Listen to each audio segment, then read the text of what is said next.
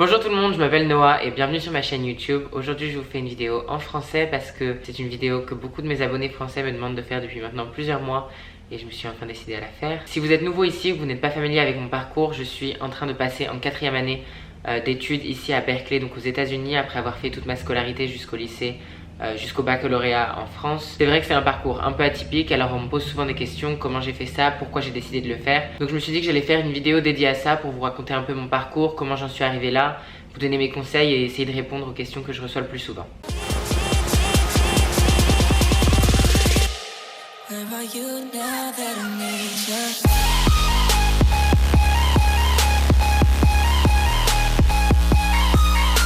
Donc voilà, c'est ma dernière année à Berkeley, donc qui est une université, la première université publique au monde et une des meilleures universités mondiales. Je me la pète, c'est bon. Je suis arrivée dans cette université il y a maintenant 3 ans après avoir passé mon baccalauréat en France et fait mes études dans un parcours traditionnel français, c'est-à-dire que je suis pas allée dans une école internationale ou un lycée international. J'ai vraiment tout fait dans le système français normal.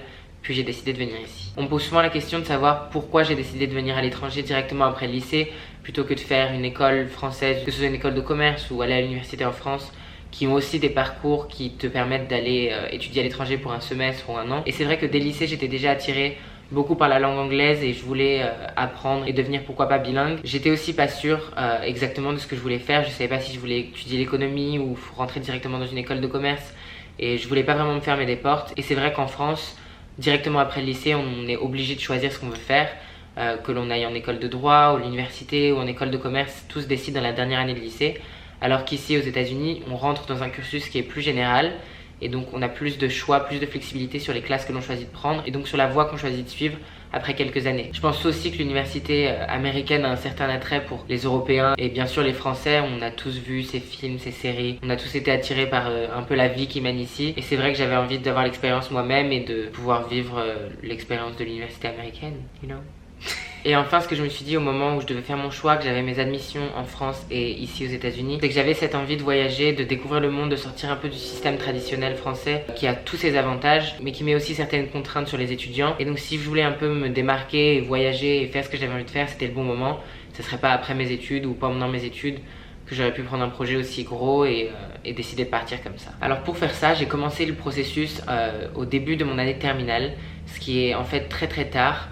J'ai dû me presser et faire tout hyper vite. Alors plus tôt vous vous y prenez, mieux c'est. Donc j'ai commencé ce processus qui est basé en fait sur plusieurs examens standardisés que l'on est obligé de prendre pour pouvoir être admissible aux universités, puis un système de candidature où on écrit des dissertations, des essais, etc. pour montrer un peu ce que l'on pourrait apporter à l'école. Donc en termes d'examen, ce que tous les étudiants étrangers ou américains doivent passer, ça s'appelle le SAT ou le ACT. J'ai choisi de prendre le SAT que j'ai vu passer dans l'école américaine à Paris. Ce sont des examens qui sont tellement différents de tout ce qu'on a appris dans le système français jusqu'au lycée. Ça n'a rien à voir, c'est pas du tout une question de savoir justifier ses réponses ou savoir argumenter. La plupart sont des questions à choix multiples ou des vrais ou faux. Donc il y a des examens en grammaire, des examens en maths, des examens en sciences. Vous pouvez chercher sur internet et trouver les détails, mais ça va être vraiment des examens standardisés. Donc du bachotage, il faut réviser, le faire le plus d'entraînement possible. Ils ont des gros bouquins que vous pouvez acheter dans une librairie internationale ou commander sur Amazon. J'ai passé tout mon premier trimestre de terminale à travailler sur ces examens nuit et jour. C'était franchement pas facile, mais c'est quand même satisfaisant d'arriver à l'examen et de savoir à quoi s'attendre, de savoir quel type de questions c'est et donc de pouvoir répondre de la manière la plus exacte possible. Donc ça, ce sont les examens que tout le monde doit passer et c'est vrai que pour les Français c'est assez difficile parce que c'est pas ce à quoi on est le plus habitué, mais ça se travaille. Ensuite, un examen que les étrangers seulement sont obligés de prendre, ça va être soit le TOEFL, soit le IELTS. IELTS, c'est ça? Donc moi j'ai passé le TOEFL, ce sont juste des examens qui permettent de montrer que vous avez le bon niveau d'anglais pour pouvoir suivre des cours en anglais en permanence. Pareil, il va falloir s'entraîner. Il y a des centres d'examen un peu partout en France, donc il faut se renseigner sur internet, pareil. Bon, en fait, pareil. Vous cherchez sur internet et après vous bachotez pendant des heures et puis vous passez l'examen et puis... Hein?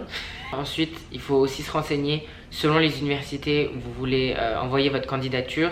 Ils vont demander des tests différents. Donc sur le site de chaque université, vous allez dans la rubrique admission et on vous dira tous les examens que vous devez passer et les résultats que vous devez obtenir, etc. pour pouvoir être admissible ou non à cette université. Ensuite, l'étape d'après, ça va être de remplir une candidature sur Common App, qui est l'équivalent de APB aux États-Unis. Donc c'est une plateforme centralisée qui permet d'envoyer ses candidatures à plusieurs universités sans avoir à remplir et envoyer quelque chose de spécifique à chacune d'entre elles. Donc cette candidature Common App, au début ça va commencer avec des questions très faciles sur votre cursus, qu'est-ce que vous avez fait jusque-là, qu'est-ce que vous avez fait à l'extérieur du lycée, c'est-à-dire en sport, en activités extrascolaires, en art, en leadership, en bénévolat, toutes ces activités que vous avez à l'extérieur du lycée, ça compte énormément, je peux pas vous le dire assez, énormément pour rentrer aux universités ici. Ils sont très intéressés par vos résultats en cours, donc il va falloir fournir des lettres de recommandation des profs, vous relevez notes depuis la 3e, mais en plus il faut être très engagé dans sa communauté, aider les gens et vraiment faire des choses à l'extérieur des cours. Et ensuite la plus grosse étape de toute cette candidature, ça va être d'écrire vos essais. C'est en fait une réponse organisée en rapport avec votre expérience et votre point de vue.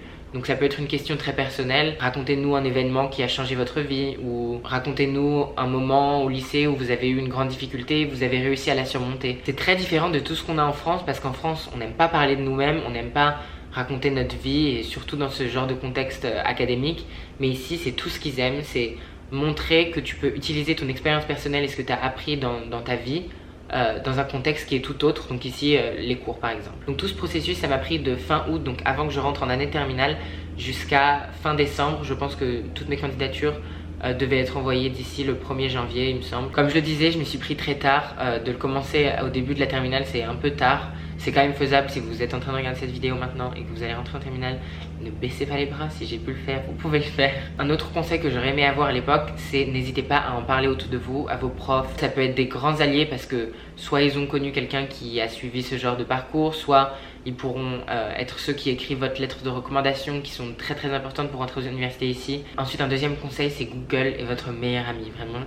Je ne pourrais pas vous l'expliquer assez. Dans le cursus qu'on a en France, en année terminale, on nous présente toutes ces options, APB, les écoles de commerce, toutes les options qui s'offrent à vous, et on vous parle pas du tout de la possibilité de partir à l'étranger. Donc vraiment avoir la capacité de chercher par vous-même et de trouver les informations que vous voulez sur internet, ça vous changera la vie et ça vous aidera tellement dans tout le processus. Et enfin, mon dernier conseil, ça serait de toujours avoir des plans B. Donc moi, quand j'ai fait mes candidatures à l'université ici, comme je vous disais, fin décembre, tout était bouclé, pas bâclé, je l'ai bien fait.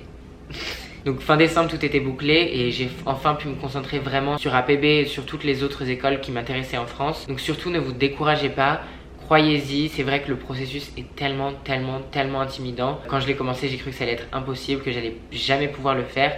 Mais petit à petit, on prend étape par étape. N'hésitez pas si vous avez des questions un peu plus perso sur votre cursus ou sur le mien. Vous pouvez m'écrire sur Instagram ou même par email. Il y a mon email qui sera dans ma bio Instagram. J'essaie de répondre le plus possible ou même laisser en commentaire ici si vous avez des questions qui peuvent s'appliquer à d'autres. Donc j'essaierai d'y répondre. Mais c'est vraiment quelque chose qui a changé ma vie. Alors j'espère que ça pourra aussi changer la vôtre. C'est un truc que je ne regrette absolument pas. C'est sûrement la meilleure décision que j'ai jamais fait.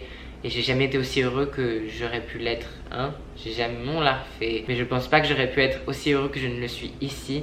Alors, s'il vous plaît, si c'est quelque chose qui vous intéresse, regardez de plus près. Par contre, je vous explique un moment, vous allez plus savoir parler français, puis votre mère elle va vous dire « Je t'ai appris à parler français, maintenant tu sais plus parler français, c'est quoi ça ?» Il va falloir s'y habituer. Donc c'est à peu près tout, j'espère que cette vidéo vous aura plu et vous aura aidé. Si c'est le cas, n'hésitez pas à laisser un petit pouce. Je sais vraiment pas faire ces trucs. Vous pouvez aussi me suivre sur tous mes réseaux sociaux. Tous mes liens seront dans la barre d'infos et je vous vois très vite pour une nouvelle vidéo. Bye.